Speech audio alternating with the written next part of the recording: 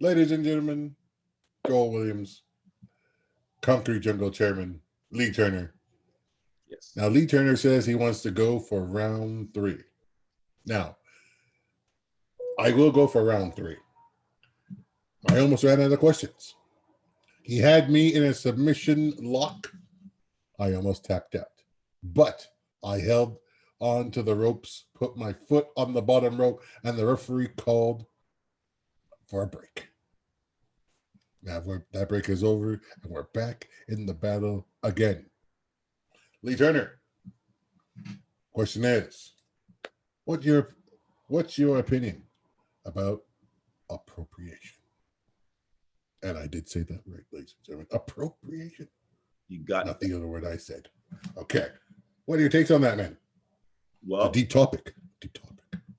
about taking appropriation, taking moves from somewhere and not acknowledging where you got these moves from, actually making it seem like you're the one that invented the moves, when in reality it comes from someone, usually someone or some body or a group of people who are oppressed, meaning that when they use these moves, they don't get acknowledged, and they don't get there's no acknowledgement to them for their moves. But when you take these moves and use these moves, all of a sudden you get paid and you're getting famous off of something that's not your creation.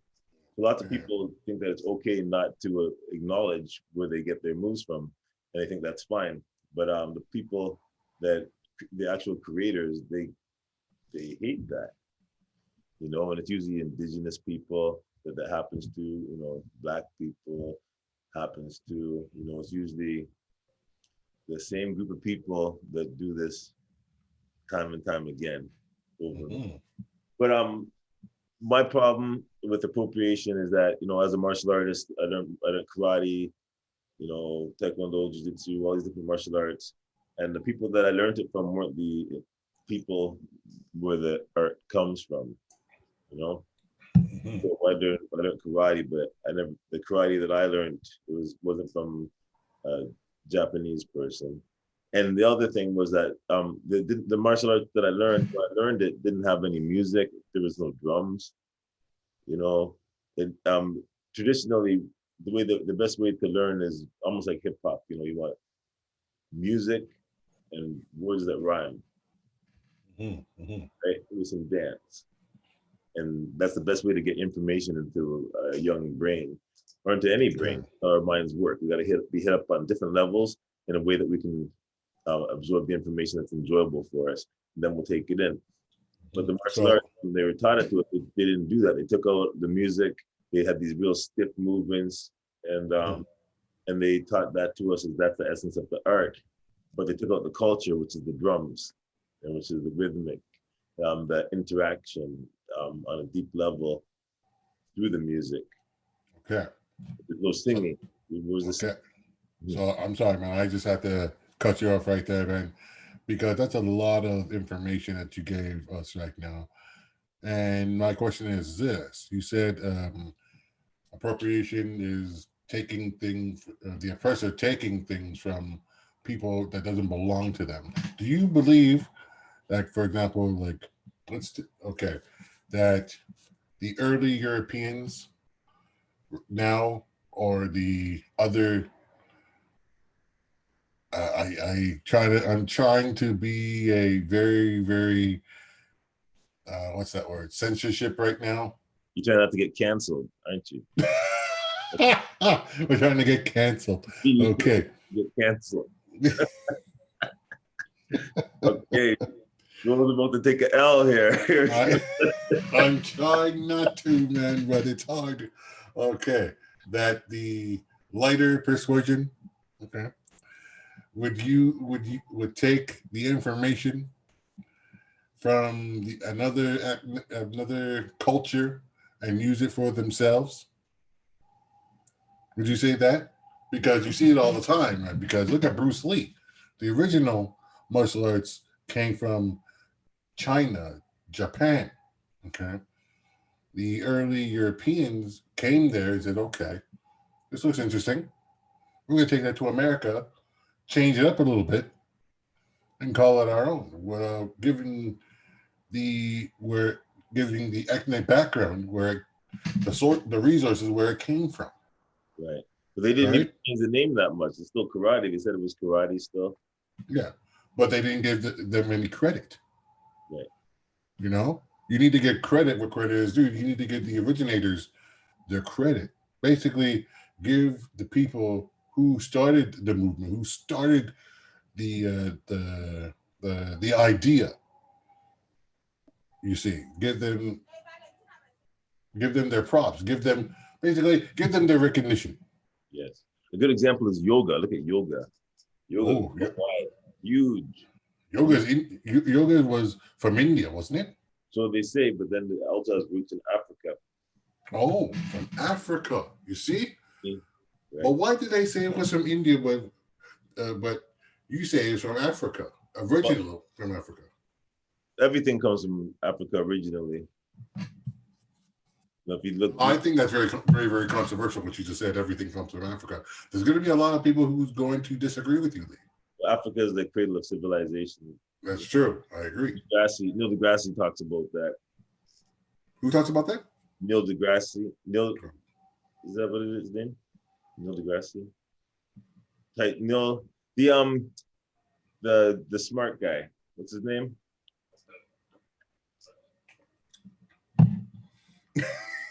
You tell me. I think yeah, he's really smart. I'm learning off you, man. Yeah, it's that's where all the roots of all these things come from, you know. Now, would you say that karate came from Africa or China? Well, it came to China by way of Africa. In a way of Africa? By way of Africa. How would you say that? I mean, What made you draw to that conclusion? well, because that's where civilization begins. And then just think of it this way: there's always an oppressor and a defender. Mm-hmm, So from the beginning of human civilization, there are always people developing techniques to defend themselves. And also, in turn, there are people developing techniques to attack, whether they're attacking animals or attacking people or whatever. So there's always an attack and a defense. Now, there's only, as we're humans with 2 arms and 2 legs, there's only so many ways you can defend yourself and attack someone or something, you know. And one of the ways is, you know, through optimization of your breathing, connecting body, mind, and spirit together. That's the formula. You want to connect it all together. So if you look at all different systems, original cultures, you'll see that they all had techniques connecting body, mind, and spirit together. The way that they did it was through music, right? Movement, right? And collectively working together to you know, in a community. So in Japan and all these other places, right? Let's go. Japanese martial arts are predated by Chinese martial arts. So Chinese martial arts, the martial arts system seems to be older than the Japanese system. And when you talk to the Chinese and ask them where they got their martial arts systems from, we're talking about Kung Fu now. Where does Kung Fu come from? The origin of Kung Fu came from India. Buddha Dharma, who was black, by the way. Peter. Okay. Buddha was black. You know Buddha was black, right? Yes. As a black man, he was black. So they're trying to erase the melanin image where the original came from. So basically, they changed the story of where karate originated from. No, they came from there, but they just didn't talk about, you know, they didn't trace the blood, like the line all the way back. Bloodline. That's you know, that's normal, right? You don't. When someone says where you're born, you say where you're born. You don't necessarily go all the way back to your family history to say where your great grandfather was born. No, it's just people talk about what's local. So they didn't say how far back do you want to go. You say, where does your martial art come from? They don't say how far back do you want to go. No one ever says that. So they just I think we're going off a little bit of topic here. We're going about wow, that's a lot of information, man. We covered where the oppressor got the martial arts from. Okay, what makes you as a black man? Okay. Oh, my black, I never noticed. I'm just joking.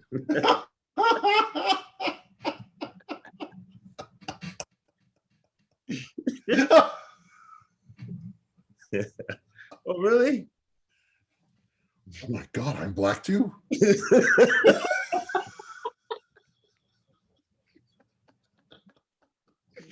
Oh man, why didn't you tell me? I didn't know. The lights are on. Figure it out. Sorry.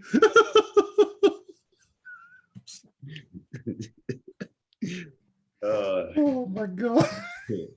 That's mean. Do you want to keep that in there? Yeah, I like it. I like where you're going with this. What's the question? I like your line of questioning so far. Okay. So as a Remember, no holes barred, right? So okay, as a black man in a basically white predominant martial arts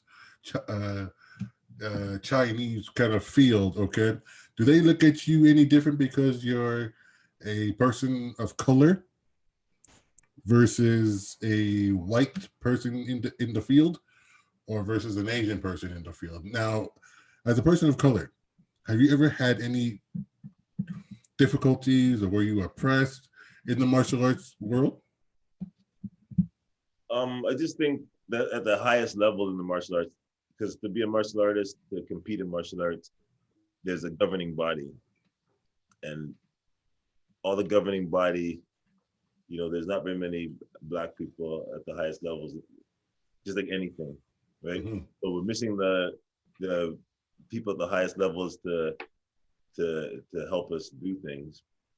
And so it seems like the people that end up opening up martial arts gyms, or people that end up winning the tournaments, are all from the dominant society. Yeah. I saw lots of people getting opportunities that not that I couldn't get. I could get those opportunities, but it seemed like it was a little bit easier for them, and I don't have any bad feelings or anything like that because of that, because it's the victory is a lot sweeter when you go through opposition and you still win. Yeah, the victory is much sweeter when you go through oppositions and still win. Like, for example, you're facing oppositions right now, and the oppressor is trying to get you down. Basically, the white man trying to get Lee Turner down, but Lee Turner says he's going to not exactly fight the man. He's going to understand the man. See what I did there? You understood the man and see where his concept was. Ah, okay.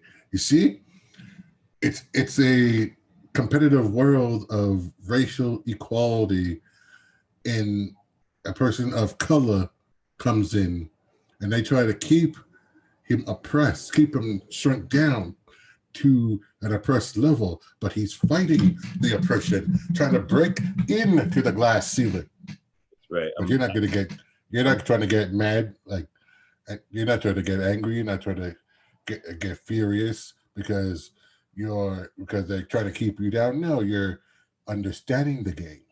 I'm diamond, brother. I'm diamond. Ah, when you crush a coal, you'll turn dark coal, you go into a diamond. Yes, sir. Wow. I like that. I like it because you won't let anybody keep you down. Race doesn't matter to you. What? Say what? Race doesn't matter to you. That's right. Race doesn't matter to you. You see? Race doesn't even exist. But at the same Exactly. time, race does exist, and it matters. And it matters a lot. And that race can get me killed just being myself, walking down the mind my own business. That can get me. So it matters. It matters. It's everything. At the same time, it should it be? No. In some places, they call me light skinned. Oh, Some places what? call me, some places they call me Darkton, depending on where in the world I go. I'm not the darkest everywhere I go. I'm just a shade. I'm a shade. I'm a shade of black. Uh, a shade of black man. Have you ever fought? Have you ever, as a personal trainer, have you ever fought discrimination while you're training someone? Oh, like do I train supremacists? That kind of thing? No, no, not training. Not training. No, no, no. I'm not going there. Wait, Okay. supremacists you're asking me? No, no, I'm saying, Yeah. have you ever fought discrimination because, like, someone doesn't want to train with you because of the color of your skin? Have you ever been Oh, through that before? that's like microaggression. No one ever comes up to me and says, I don't like want to train with you because of the color of your skin. They might find something that they don't like, but usually they want to train with me. So it's hard for me to relate to somebody not wanting to train with me Because because there are people out there, right, who would actually do that, right? I would never know. They don't, they don't tell me that. But Mhm. the people, if they like what you can offer, do they have to like you? True. Yeah. That's true. Some If you people think, turn mhm. that off. They can turn off they can turn all the compassion and they can just train with you. Exactly, exactly. No, none of my clients that I have now. This is like way back in the past. I know that I used to work for big corporations, big fitness corporations, and that was the mentality. They went through so many people that you'd be introduced to that would meet you, that people would, and there's so many trainers there that people would just throw trainers around.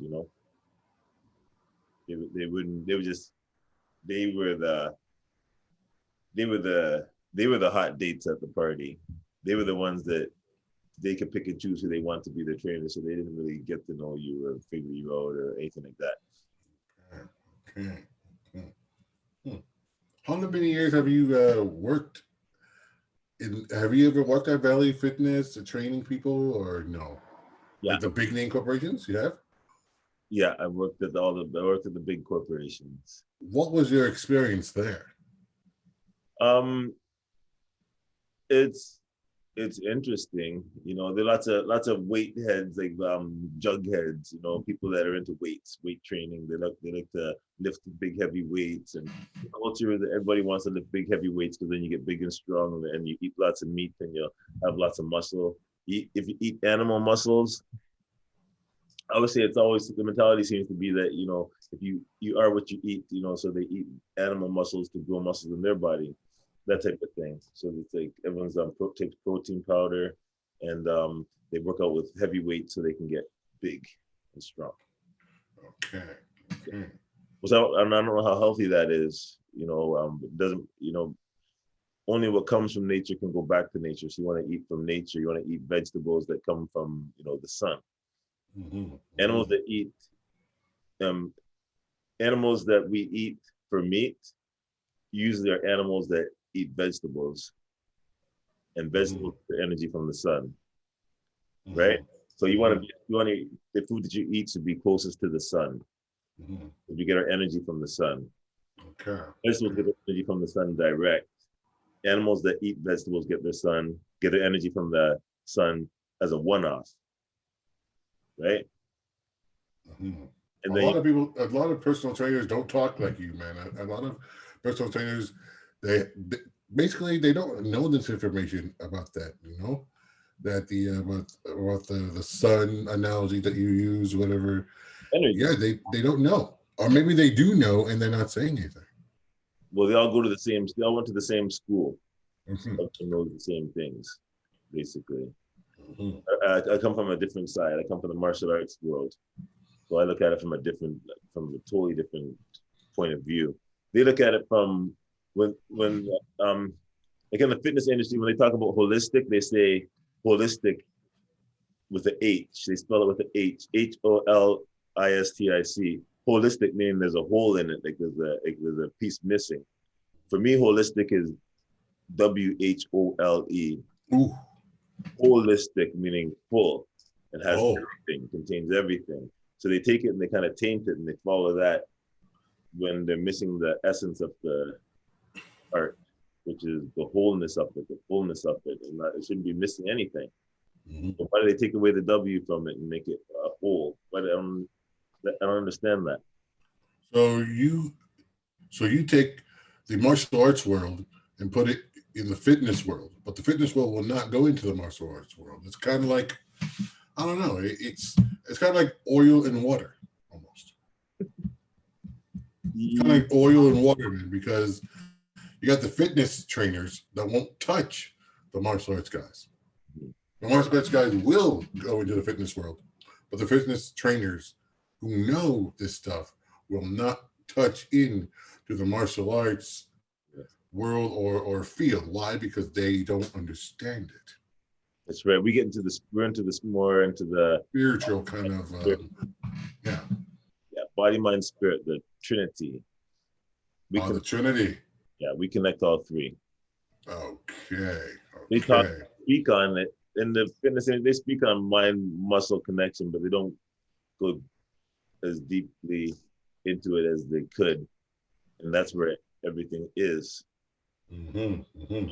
Meditation, meditation, and Ah. and it's really hard to meditate on something and to get your mind into a spiritual place when the meditation that they use is just more of a hiding thing. Like I am good, um, uh, I am centered. I am into myself. I have my own power. I don't need anybody for anything. I can just create what I want within myself, type of thing. Because then they forget about what's happening in the rest of the world and acknowledging all the things that are happening to all the people on the planet, people that are going through the hardest times, people that are suffering. How can you just contemplate your own suffering without contemplating the suffering in the world and call yourself complete? You know what I mean? Mm-hmm. They call Mm-hmm. that mindfulness. Lots of these guys are guilty of mindfulness. They act like they're being spiritual, but it's a fake kind of spirituality because they're not connecting with the environment and what's happening with everybody else. And that was the next segment I was going to ask you. Fakeness. Yeah, Fakeness and untruth in the martial arts world. in the martial arts world. Yes, fakeness, and also in fitness training, because you just talked about it. They're not with the mind, body, and spirit, the Trinity that becomes one, right? So, what's your opinion about the? You know what? I'm going to save that. I'm going to save that to the next time we meet. I'm not going to go into that right now, okay? Because that's a juicy topic. And the next topic, ladies and gentlemen, on Concrete Jungle, on this Concrete Jungle channel, is fitness in the martial arts world and in the fitness world. What does Lee Turner think? What is his thoughts? Very controversial. You might agree and you might disagree with his statements. This versus between Joel Williams and Lee Turner. I don't know. Is it a tap out? Is it a submission? Did he run out of the cage? Or no, he stayed and faced the fight as a man and head on? Did I run from the fight? Did I try to escape the cage? Or did I get my ass handed to me by Lee Turner? I don't know. You be the judge. We'll be back. We are out of time. It's 10:30 p.m. Lee Turner, it's been a pleasure. My worthy opponent. In the words, in the phrase, in the emotion, I'm going to say this, a blood sport. Yes. Wakanda, Now, Wakanda forever, my brother. Wakanda forever, my brother, the chairman of the board. All We right. are done and we're out. Thank you for listening. Blessings and love. Thank you. All right. Thank you for coming, Lee. All right, Joe Williams. Bless.